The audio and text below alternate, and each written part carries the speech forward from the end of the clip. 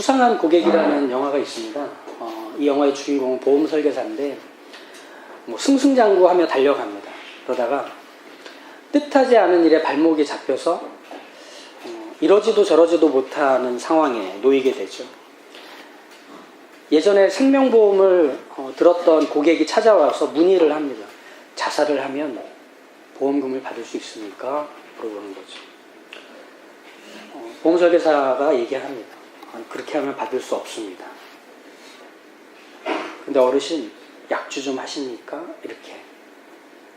술을 마시면 술을 마셨다는 게 확인이 되면 자살을 해도 보험금을 받을 수 있었다는 거죠. 장면이 바뀌고 그 고객은 지하철로 뛰어들어서 자살을 합니다. 그리고 나서 주인공이 경찰서에 불려가요. 왜냐하면 그 고객의 딸이 그 주인공을 고소했거든요. 아버지는 술 한 모금 못 마시는 분인데 보험설계사를 만나러 간다고 하신 후에 자살을 하셨다. 그러면 그 사람이 그런 얘기를 해줬기 때문에 아버지가 자살한 거다. 이렇게 고소를 한 거죠. 이 일로 이 주인공은 과거에 있었던 어떤 일들이 떠올라서 야 이러다가는 내가 스카우트 되기도 글렀다. 억대 연봉을 받는 일들은 다 글렀다. 하고 떠올린 겁니다. 무엇이냐면 자살 이력이 있는 3명의 고객들에게 보험을 들어줬던 일이 있었거든요. 근데 이게 들통이 나면 뭐 자기의 이력은 다 깨지는 겁니다. 망가지는 겁니다. 그래서 그 주인공은 이 3사람을 찾아가서 보험을 변경해달라고 부탁하기로 합니다.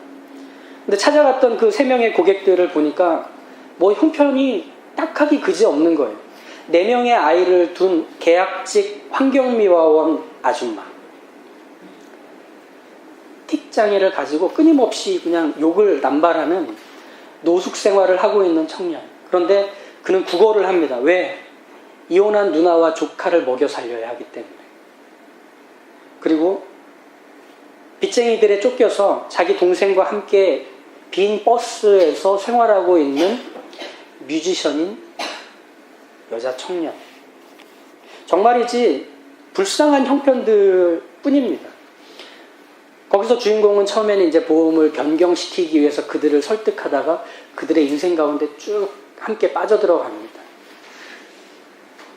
그래서 고객들을 오히려 용기를 주고 숨은 재능을 개발시켜서 뮤지션이 될 길을 마련해 주는.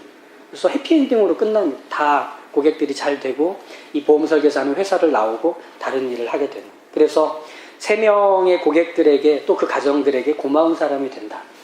이 내용입니다. 재밌겠죠. 근데 그 중에 하나 기억에 남는 게 뭐냐면 이 틱 장애를 가지고 있는 청년이 누나가 아파서 병원에 데리고 가니까 큰 돈이 필요하다는 말을 듣고 나서 보험금을 타기 위해 이 주인공에게 물어보는 거예요.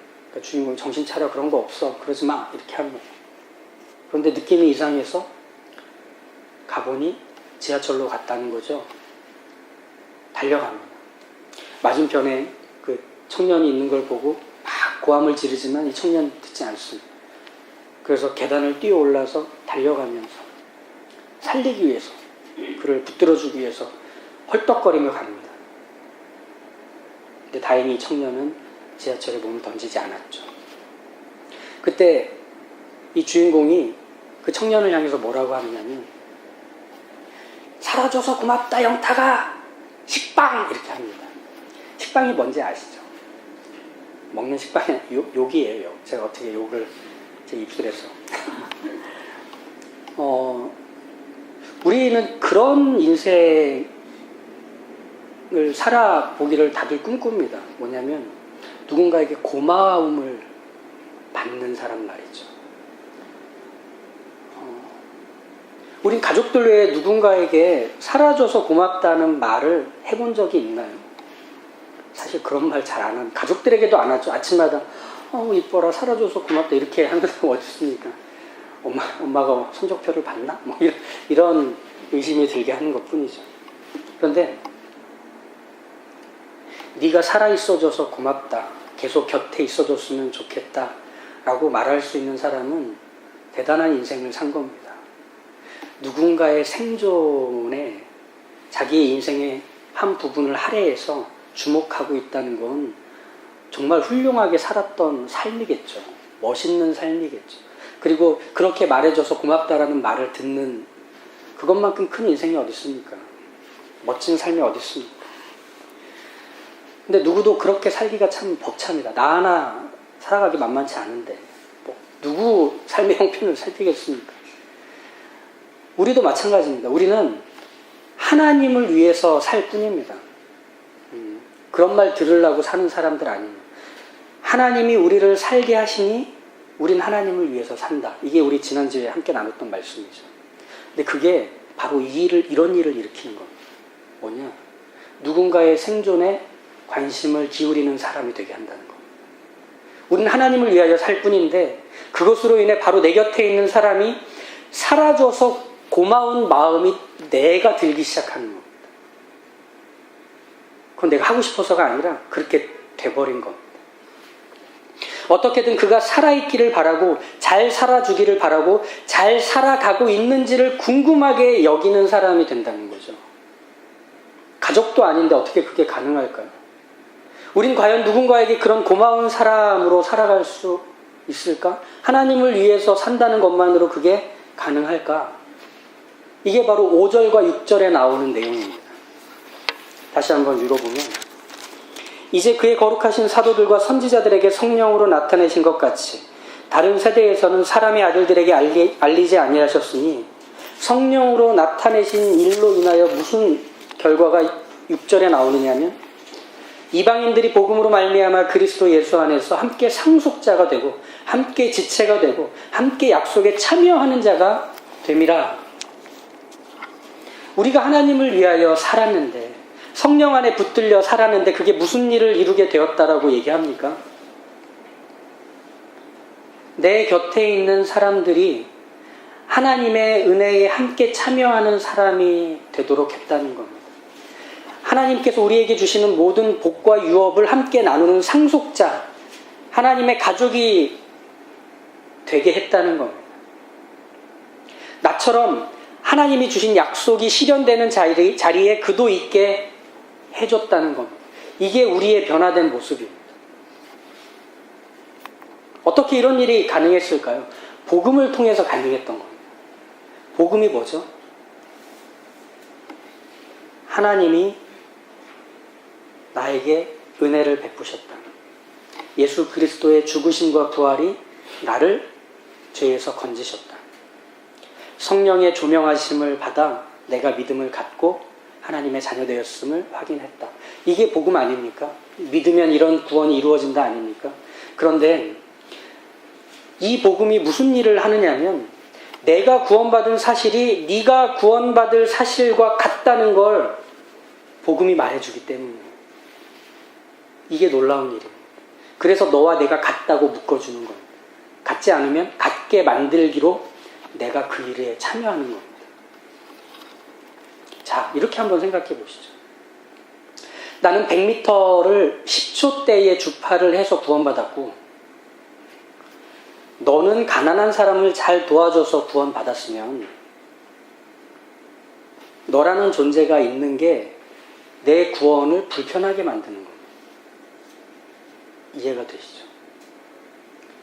그러니까 분명히 저 몸으로는 100m를 10초대에 주파할 수 없는데 구원을 받은 거예요. 그러면 내 입장에서는 내가 잘못됐나? 내가 뭘 더 해야 되는 건가? 10초대로는 부족한가? 아니면은 누굴 더 저 사람처럼 도와줘야 이 구원이 확실한 건가? 즉 내가 받은 구원이 상대방의 구원으로 인해서 의심이 되고 불편하게 만드는 것이 된다는 겁니다. 이게 어디서 있었던 일이냐면 갈라디아 교회에서 있었던 일입니다. 갈라디아 교회에 가만히 들어온 거짓 교사들에 의해 이런 가르침이 전해진 거죠. 너네가 구원받은 건 맞지만 그 구원은 뭔가 좀 부족하다. 그 구원이 채워지려면 너희는 유대인들과 같은 일을 해야 한다. 율법을 따라야 한다. 그 가장 대표적인 게 할례를 받는 것. 너네 할례 받았어? 그러니까 이방인인 갈라디아 교회 성도들 입장에서는 아닌 겁니다. 어떡하지? 것이 정말 그런 건가? 거기에 귀를 솔깃할 수밖에 없는 거죠. 그래서 바울이 뭐라고 얘기하느냐 하면 함께 찾아보시죠. 갈라디아서 2장 3절에서 5절입니다. 갈라디아서 2장 3절에서 5절입니다. 2장 3절에서 5절. 그러나 나와 함께 있는 헬라인 디도까지도 억지로 할례를 받게 하지 아니하였으니 이는 가만히 들어온 거짓 형제들 때문이라. 그들이 가만히 들어온 것은 그리스도 예수 안에서 우리가 가진 자유를 엿보고 우리를 종으로 삼고자 함이로되 그들에게 우리가 한시도 복종하지 아니하였으니 이는 복음의 진리가 항상 너희 가운데 있게 하려 합니다. 교회를 끊임없이 망가지게 만드는 가장 중요한 자리에서 나타나는 현상은 뭐냐면 하나됨의 파괴입니다. 하나됨을 파괴하는 방식은 복음을 왜곡시키는 것과 무관심함을 통해 하나됨은 파괴됩니다. 갈라디아 교회 성도들에게 광풍같이 몰아친 이 왜곡된 진리는 할례를 받아야 참된 그리스도인이 된다는 거였죠.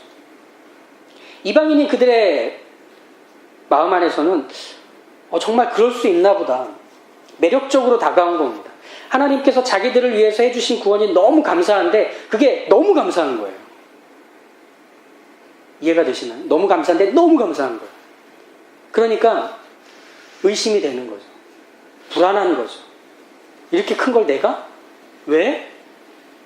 그러면 내 쪽에서도 뭔가 하나님도 어쩌지 못할 이 구원을 취소하지 못할 분명한 걸 하나 마련해야만 됐던 겁니다. 그게 무엇이냐? 자기 몸에다가 흔적을 남기는 거죠. 그래서 하나님께 보이는 거죠. 하나님도 절대로 뒤집지 못하시도록 하나님이 껌뻑 죽는 할례라는 걸 몸에다 새겨놓으면 자기의 구원이 든든히 보장이 될 거라고 여긴 겁니다. 근데 바로 이게 잘못된 거죠. 사람은 하나님이 어떻게 만드셨느냐면 의존하는 존재로 만드셨습니다. 무언가에 의존하도록 하나님은 만드셨습니다. 우린 이미 우리가 알든 모르든 무언가에 기대어 삽니다. 스위치를 켜면 방 불이 들어오죠. 수도꼭지를 틀면 물이 나오네요. 차에 시동을 걸고 차를 몰고 나가서 운전할 때 신호와 교통법규만 잘 지키면 살아서 무사히 목적지에 도착합니다. 그런데 바로 여기에 우리가 기대고 의지하는 것들이 다 둘러싸여 있는 겁니다. 사람과 제도와 전통과 문화가 만들어준 우리를 둘러싼 여러 가지 인프라들이 우리는 가만히 스위치만 올렸으면 될 뿐이고 요금만 냈으면 될 뿐인데 그게 우리를 지켜주고 살려줬던 겁니다. 그렇죠? 사람은 그렇게 의존하는 존재입니다. 그런데 여기서 이 의존하는 모습은 하나님을 아버지라 말하는 자녀로 의존할 것이냐 아니면 노예로 의존할 것이냐만 다를 뿐입니다. 의존하는 건 같습니다. 죄는 바로 그 부분을 치고 들어온 거예요. 죄는 뭐냐면 사람이 무엇에도 의지할 필요가 없는 자주적인 존재라고 속여서 자기의 욕망을 따라 살도록 만든 겁니다. 네 맘대로 해도 돼. 네가 원하는 대로 해도 돼. 근데 내 마음대로 살아가면 망가질 뿐인데도 사람들은 그게 행복이라 생각하는 거죠. 그래서 교통법규를 어기면서도 술을 마신 후에 속도감을 즐기려고 달리는 겁니다. 운전대를 잡는 겁니다. 과도한 운동과 식사와 투자에 몰두하면서 망가지는 몸과 관계와 소유가 있음에도 그게 내가 즐거우면 됐다고 생각하는 겁니다. 그게 바로 죄가 우리를 노예 삼는 모습이죠. 자기 욕망에 의존하는 게 자기를 위한 것으로 여긴 사람의 비참함은 망가진 채로 돌아설 곳을 찾지 못하는 겁니다. 죄는 우리에게 그 일을 합니다. 우리가 원래 의존해야 되는 그 분을 향해서 멀리 가게 합니다. 그리고 네가 염치가 있어야지 하며 돌아올 길을 다 막아버립니다. 죄는 그렇게 만드는 거죠. 계속 돌아설 곳으로부터 멀어지게 하는 거죠. 할례를 받으려 했던 갈라디아 교회 성도들이 바로 그 모습이었습니다. 나를 구원하는 게 하나님의 사랑보다는 자기 몸의 흔적이라고 여기기로 한 그 무지와 불신이 차오르자 구원에 대한 불안함을 단번에 가라앉힐 수 있을 것이란 기대 속에서 몸에 상처를 남기기로 하는 겁니다. 그 헌신이, 그 각오가, 그 상처가 내 구원을 확실하게 담보해 줄 거라고 기대하고 의지한 겁니다. 그걸 막아서는, 그거 종로로 타는 거다. 예전에 너희가 하던 그 노예 생활을 다시 하는 거다. 복음은 그런 거 아니다. 복음은 하나님이 모두 주셨다라고 하는 것이 복음이에요.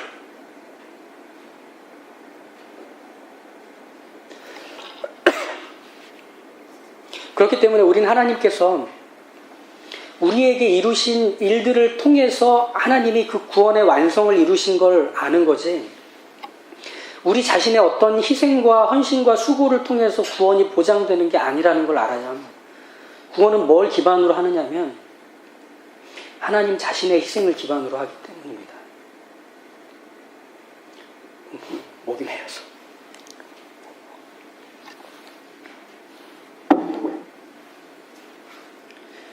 그러니까 이 복음이라야만 너와 내가 하나가 될 수 있는 겁니다. 그러니까 나도 어떻게 할 수 없었던 이 구원의 은혜라고 말하는 복음이 너도 어떻게 할 수 없던 자리에서 구원받았구나. 이게 우리로 공통됨을 갖게 하는 겁니다. 하나 되게 하는 겁니다. 우리가 되게 하는 겁니다. 아, 나도 그렇게 구원받았는데 너도 그렇게 구원받았구나. 말할 수 있는 거 아닙니까? 그러면 그 자리에서 우리는 뭘 할 수 있느냐면, 내가 그런 어떤 자격도 조건도 헌신도 그 희생도 없이 마련된 구원이라서 나는 그것을 누군가에게 언제든 얘기할 수 있는 사람이 되는 겁니다. 나도 그렇게 대가 없이 받은 구원이라서 누군가에게 그 얘기를 해줘서 그것도 그 사람도 같이 그것을 누릴 수 있도록 만들 수 있는 사람이 내가 된 겁니다. 우리는 구원받을 때 이미 그런 사람이 돼버린 겁니다. 복음은 모든 자들을 향하신 하나님의 독생자를 희생하신 사랑이라서 우리는 그것을 필요로 하는 사람들에게 흘려보낼 수가 있는 거예요. 내가 받은 거라서. 그래서 우리는 복음으로 말미암아 그리스도 예수 안에서 함께 상속자가 되고 지체가 되고 약속에 참여하는 자가 된 사실로 감격하며 너도 그것에 참여한 사람이라는 걸 알아서 함께 기뻐해 줄 수 있는 겁니다. 난 아닌데, 아직은 아니야. 그런데 이제 그래. 라고 말해줄 수 있는 한 사람이 되는 겁니다.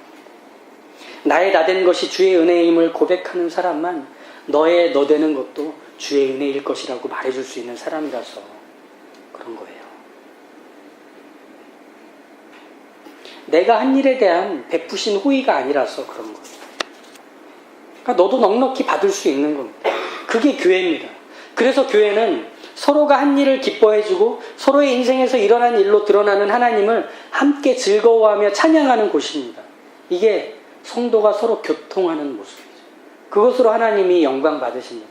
아, 내가 이룬 구원, 내가 완성한 이 놀라운 은혜가 여전히 흘러가며 그곳에 나의 나라가 세워지는구나. 나의 나됨이 선포되는구나. 이게 우리를 통해 이루어지는 하나님의 나라의 확장이거든요.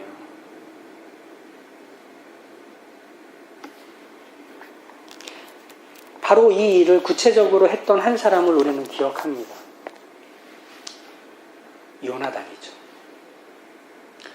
다윗을 자기의 생명보다 더 사랑했던 친구 요나단. 다윗 너무 행복했을 것 같아요. 그런 친구가 하나 있으면 뭐 세상을 다 얻은 것 같겠죠. 요나단은 말 그대로 하나님의 사람이었습니다. 다윗이 골리앗을 쓰러뜨리고 돌아오자 요나단은 그 다윗을 보며 자기의 생명같이 사랑했다라고 합니다. 그건 다윗의 용기와 지략이 뛰어나서? 아니요. 다윗이 잘생겨서? 아니요. 요나단은 다윗이 하나님을 위해 무엇을 했는지를 알았기 때문에.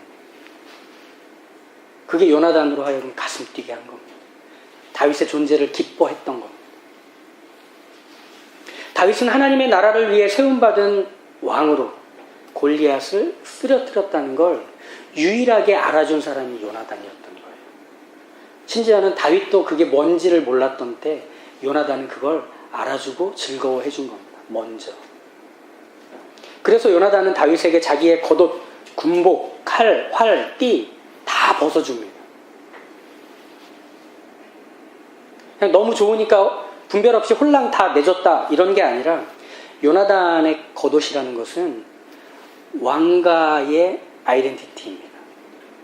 그가 왕족이라는 것을 보여주는 일종의 아이디 같은 역할을 하는 거예요. 근데 그걸 벗어서 다윗에게 준 거예요.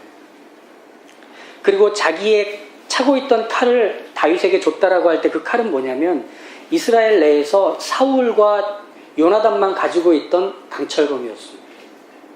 그 두 개 중에 하나를 다윗에게 준 겁니다. 왜 그랬을까요? 아, 네가 기름받은 하나님의 왕이구나. 하나님이 너를 통해 이 나라를 구원하고 너를 통해 그 약속을 실현하기로 하셨구나. 하나님은 너를 통하여 그 일을 하기를 기뻐하시는구나. 요나단이 알았던 겁니다.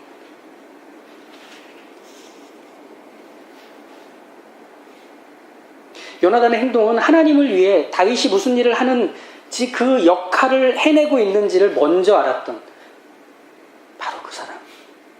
왜 그럴 수 있었을까요? 먼저 하나님을 알았기 때문에. 하나님의 뜻과 베푸신 은혜와 그분이 행하시는 것이 무엇인지를 먼저 알았기 때문에 다윗이 하고 있는 일이 무엇인지를 해석해낼 수 있었던 겁니다. 그래서 우리는 이걸 기억해야 합니다. 복음은 나를 다윗 되게 하지 않습니다.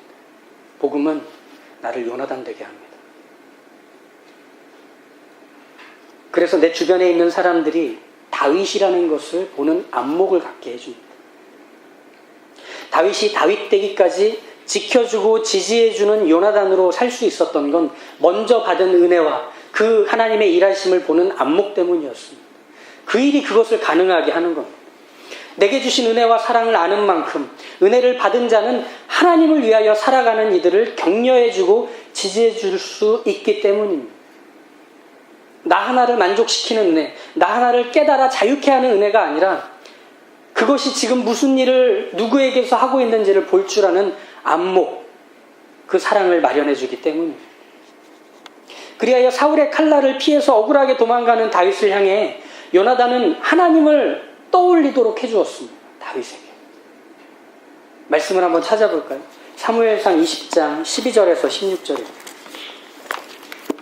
사무엘상 20장 12절에서 16절입니다. 요나단이 다윗에게 이르되 이스라엘의 하나님 여호와께서 증언하시거니와 내가 내일이나 모레 이맘때에 내 아버지를 살펴서 너 다윗에게 대한 의향이 선하면 내가 사람을 보내어 내게 알리지 않겠느냐. 그러나 만일 아버지께서 너를 해치려 하는데도 내가 이 일을 내게 알려주어 너를 보내어 평안히 가게 하지 아니하면 여호와께서 나 요나단에게 벌을 내리시고 또 내리시기를 원하노라. 여호와께서 내 아버지와 함께 하신 것 같이 너와 함께 하시기를 원하노니 너는 내가 사는 날 동안에 여호와의 인자하심을 내게 베풀어서 나를 죽지 않게 할 뿐 아니라 여호와께서 너 다윗의 대적들을 지면에서 다 끊어버리실 때에도 너는 내 인자함을 내 집에서 영원히 끊어버리지 말라 하고 이에 요나단이 다윗의 집과 언약하기를 여호와께서는 다윗의 대적들을 치실지어다 하니라. 지금 요나단과 다윗의 입장과 관계는 어떤 거냐면 요나단은 슈퍼갑입니다. 다윗은 을병정무기 그 끝자리에서도 바닥입니다. 그런데 지금 요나단이 하소연하듯 다윗에게 말합니다. 하나님께서 너를 통해 일하실 거야. 나는 지금껏 봐왔고 그리고 그 일은 멈추지 않는다는 걸 알아. 그래서 하나님이 너를 통하여 이스라엘을 구원하고 하나님의 역사를 이루실 걸 나는 알아. 그러니 하나님의 은혜를 맛본 자여, 네가 하나님의 손에 의하여 이 이스라엘을 평정할 때 내가 너에게 베풀어준 호의를 너도 우리와 우리의 가족들에게 베풀어서 그 긍휼과 그 자비를 멈추지 말아줬으면 좋겠다. 우리에게 흘려다. 이런 말도 안 되는 얘기를 합니다. 도망자에게. 어떻게 그럴 수가 있죠? 하나님의 은혜가 요나단에게 여전히 현재이기 때문입니다. 박제가 된 말라 비틀어진 과거가 아니라 여전히 하나님의 살아계심이 현재고 여전히 함께하심이 현재이기 때문에 요나단은 다윗에게 그렇게 말을 해줄 수 있었던 겁니다. 그래서 힘을 내 하나님이 함께하셔 라고 하는 거죠. 우리가 받은 구원은 복음을 통해서였습니다. 복음은 우리를 복음의 일꾼 되게 만들죠. 그래서 무엇이 되게 하느냐면 그 복음이라는 큰 그릇에 내가 담겨 있음을 알기 때문에 그 거대한 그릇 안에 너도 담아두는 겁니다. 데려다가 담아두는 겁니다. 내 존재가 누군가에게 의해서 복음으로 새 사람 되었기에 나도 이제 누군가를 그 자리에 세워 그를 새 사람 되게 하는 겁니다. 하나님께서 늘 함께 해오셨어. 함께 하실 거야. 지금도 함께 하심을 믿어. 이건 사실 기분 좋은 축복의 말처럼 우리에게 사실은 가볍게 쓰여집니다. 하지만 이 말을 해준다는 것은 얼마나 큰 무게를 담고 있는지를 아셔야 합니다. 그건 존재를 담아내는 것이기 때문에. 내가 그 말을 해주는 지체는 감사와 은혜가 있는 자리를 사는 것뿐 아니라 고통과 상실의 자리를 살기도 하기 때문입니다. 또 죄와 미혹에 빠져서 하나님께로 돌아서지 못하는 자리로 밀려나간 삶을 살 수도 있습니다. 바로 그 자리에서 우리는 무슨 말을 해주냐면 하나님이 함께 하셔. 하나님이 널 놓지 않으셔. 하나님이 네 인생의 주인이며 왕인 일을 적지 않으셔. 라고 말해주는 내가 있는 겁니다. 이게 바로 복음의 일꾼인 것이죠.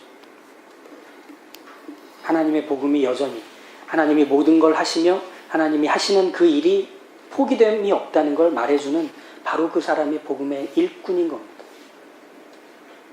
복음의 일꾼은 신학교를 나오고 그리고 복음을 위해 목숨을 건 사람들만의 전문화된 사역이 아닙니다. 먼저 은혜를 받은 사람이 일꾼입니다. 먼저 사랑을 경험한 사람이 일꾼입니다. 먼저 하나님이 내 인생 가운데 함께 하시는 것이 무엇인지를 맛본 사람이 일꾼입니다. 우린 그렇게 부름을 받는 것이죠. 그래서 로마서 15장 16절에 이렇게 말합니다.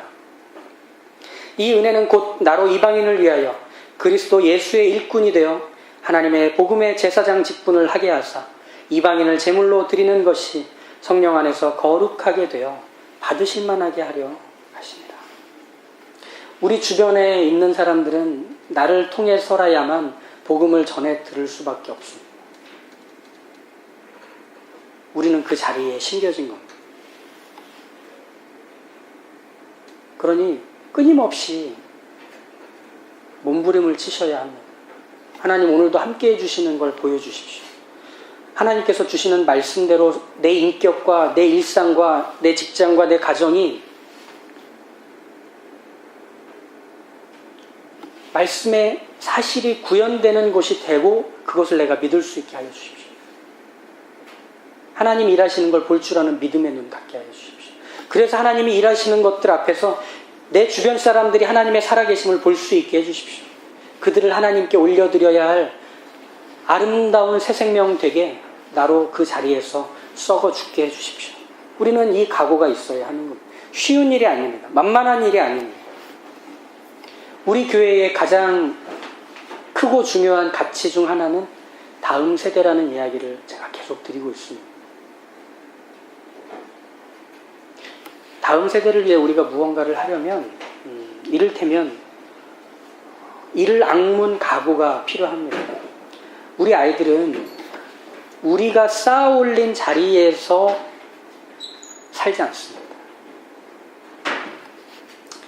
우리 아이들은 우리가 밭을 갈고 그 밭에서 거둔 수확으로 자기의 생존을 보존받지도 못합니다.